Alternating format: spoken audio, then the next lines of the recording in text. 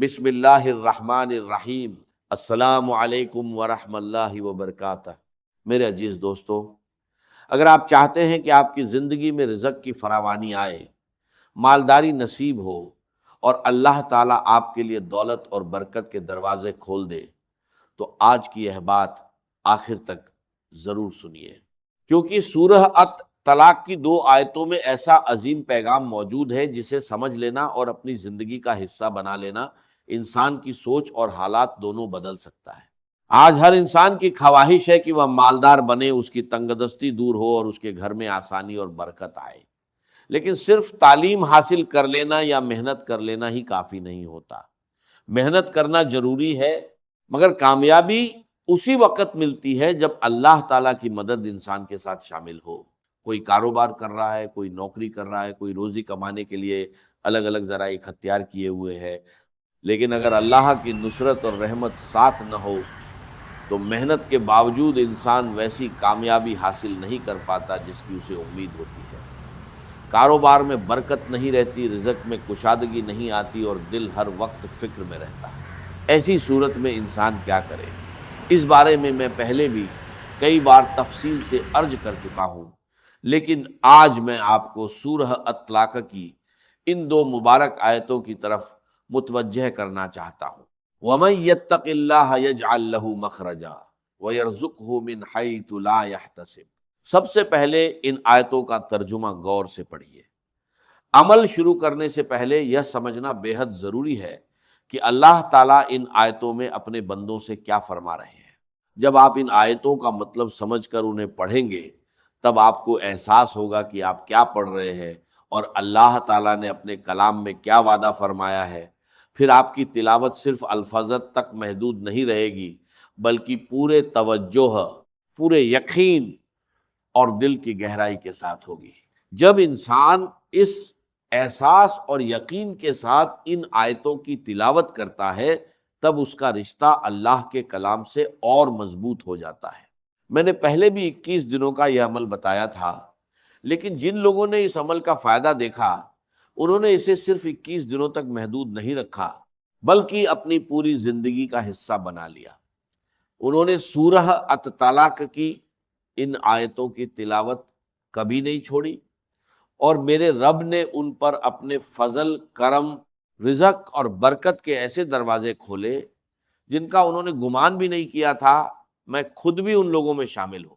اصل بات یہ ہے کہ جب انسان ان آیتوں پر اپنا یقین مضبوط کرتا ہے، اللہ پر پورا بھروسہ کرتا ہے اور اس کے وعدے پر مکمل ایمان رکھتا ہے، تب اللہ تعالیٰ اپنے بندے کے لیے ایسی راہیں آسان فرما دیتے ہیں جہاں انسانی سوچ بھی نہیں پہنچ سکتی۔ یہ قرآن کے الفاظ ہیں، اور جب آپ انہیں بار بار محبت، یقین اور توجہ کے ساتھ پڑھتے ہیں تو اللہ تعالیٰ کی مدد آپ کے ہر کام میں شامل ہونا شروع ہو جاتی ہے۔ میں نے ابھی آپ کے سامنے یہ مبارک آیت تلاوت کی ہے، اور آپ نے غور کیا ہوگا کہ اس کی شروعات وہ سے ہوتی ہے۔ میرے عزیز دوستو، میں ہمیشہ یہی عرض کرتا ہوں کہ جب بھی کسی قرآنی آیت کو کسی خاص مقصد کے لیے بطور وظیفہ پڑھا جائے تو اسے سمجھ کر یقین کے ساتھ اور اہل علم کی رہنمائی میں کرنا چاہیے، اور اگر آپ اس عمل کو پورے یقین، اخلاص اور سمجھ کے ساتھ کریں گے تو پھر اللہ تعالیٰ سے بہترین امید رکھیے۔ جس مقصد کے لیے آپ یہ آیتیں پڑھ رہے ہیں، اللہ تعالیٰ اپنی رحمت سے رزق، برکت اور آسانی عطا فرمانے پر قادر ہے۔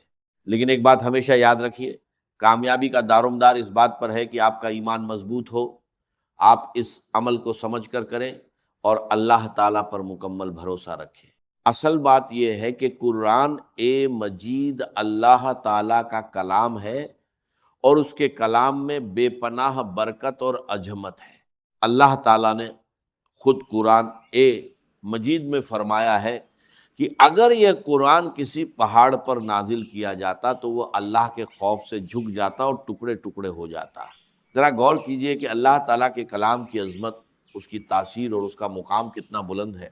جب انسان کسی خاص مقصد کے لیے ان آیتوں کی تلاوت کرتا ہے تو اسے چاہیے کہ اس کا تقوی مضبوط ہو، اس کا ایمان پختہ ہو اور اس کا اللہ تعالیٰ پر مکمل بھروسہ ہو۔ حقیقت یہ ہے کہ ہم میں سے اکثر لوگ عملی طور پر اپنے ایمان اور اعمال کو اتنا مضبوط نہیں بنا پاتے۔ جو لوگ پابندی کے ساتھ نماز ادا کرتے ہیں، تہجد کا اہتمام کرتے ہیں اور اپنی زندگی کو اللہ تعالیٰ کی اطاعت میں گزارتے ہیں، جب وہ اللہ کے کلام کی تلاوت کرتے ہیں تو اس کی برکتیں اپنی زندگی میں محسوس کرتے ہیں۔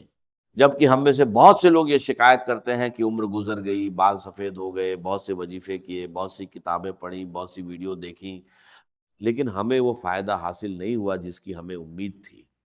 اب آئیے جانتے ہیں کہ سورہ الطلاق کی ان دو مبارک آیاتوں کا عمل کس طرح۔ صدقہ بلاؤں کو سب سے پہلے اپنے لیے ایک مناسب بہتر یہ ہے کہ فجر کی نماز کے بعد یا رات کی نماز کے بعد کا وقت اللہ تعالیٰ کی رضا کے لیے صدقہ کرے۔ عصر کی نماز کے بعد سب سے پہلے درود، سب سے پہلے ابراہیمی 11 مرتبہ پڑھیے، 313 بعد مرتبہ پڑھیں طلاق کی ان دو، اور اپنے تمام گناہوں پر سچے دل سے تنہائی یکسوئی، اس کے بعد 3 مرتبہ درود اور یقین کے ساتھ 300 استغفار اور درود شریف کے بعد باقی اذکار میں نے بھی شروعات انشاءاللہ اللہ تعالیٰ آپ کی مشکلیں آسان، پھر جب اللہ تعالیٰ نے اپنے فضل سے اس کی برکت فرمائیں اور کامیابی کے فوائد ظاہر ہونے لگے، جو شخص اس کی تعداد بڑھا کر اللہ تعالیٰ کی رضا کے لیے صدقہ کرتا ہے، اللہ اکثر ایسا ہوتا ہے کہ جب کسی ذکر یا قرآنی آیت کے ساتھ اور دنیا و آخرت میں بھلائی عطا فرماتا ہے، اور اللہ تعالیٰ اس لیے صدقہ دکھانا صرف اللہ تعالیٰ کی رضا کے لیے کیجیے، نہ دکھاوے کے لیے اور نہ کسی دنیا۔ آپ شروعات 313 مرتبہ سے کیجیے، انشاءاللہ اللہ تعالیٰ آپ کو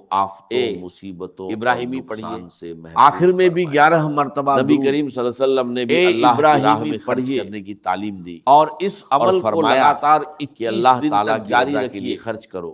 خواتین بھی یہ عمل آسانی سے کر سکتی ہیں۔ اگر رزق میں تنگی ہے، برکت نہیں ہے، اس عمل کے لیے ایک مٹھی کالے چنے اور 1 یا 3 انڈے، تو اس عمل کو شروع کر دیجیے۔ انہیں صاف اللہ تعالیٰ چاہے صاف کپڑے تو آپ کی آمدنی میں اضافہ فرما دیں گے، اور سب سے پہلے وہی تسبیح پڑھیے جو پہلے بتائی گئی ہے، اور اگر آمدنی میں اضافہ نہ بھی ہو تو جو کچھ آپ کے پاس ہے اسی میں ایسی برکت عطا فرما دیں گے کرنا شامل کہ آپ کی ضرورتیں پوری ہوتی رہیں گی، اور دل کیجیے اور ہر غیر اپنی زندگی میں یہی کام سے بچیے کہ جب اللہ تعالیٰ برکت اگلا عمل فرماتے ہیں تو مال کو میں مرحلہ وار اس لیے بتا رہا ہوں تاکہ آپ کو کوئی الجھن نہ جانے کن اگر پھر بھی کوئی بات سمجھ نہ آئے اللہ تعالیٰ اپنے بندے کے سب سے پہلے آسانی کے اسباب انڈے اور کالے چنے جب بھی کوئی ضرورت پیش آتی ہے اللہ تعالیٰ اس کا انتظام فرما دیتے ہیں۔ پھر یا اللہ پورے اخلاص اور توجہ کے ساتھ پڑھیے۔ انسان کو اللہ کی راہ میں خرچ کرنے سے ڈراتا ہے، 101 مرتبہ پڑھتا ہے کہ اگر اللہ تعالیٰ سے تو تمہاری جائز نہیں بچے گا، تم میں برکت گے۔ لیکن رحمان اپنے بندوں سے فرماتا ہے کہ مجھ پر یقین رکھو، جس نے تمہیں پہلے عطا کیا ہے وہی دوبارہ بھی عطا فرمائے گا۔ میری راہ میں خرچ کرو، اپنا تقوی اور توکل مضبوط کرو، کالے چنوں کو پکا کر عطا فرماؤں، یا کچی فیصلہ آپ کو کرنا ہے کہ آپ کس کی بات مند کو دے دیں۔ اسی طرح انڈوں شیطان کے ڈر میں آ جاتے ہیں اور رحمان کے اس وعدے کو بھول جاتے ہیں کہ تم میری راہ میں خرچ کرو، ضائع کرنا اور عطا پھینکنا۔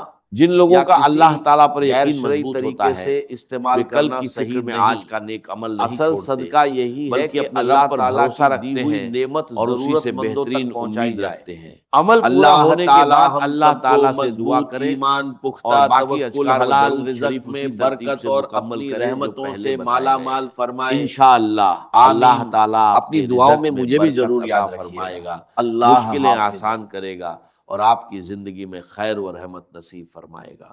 آمین۔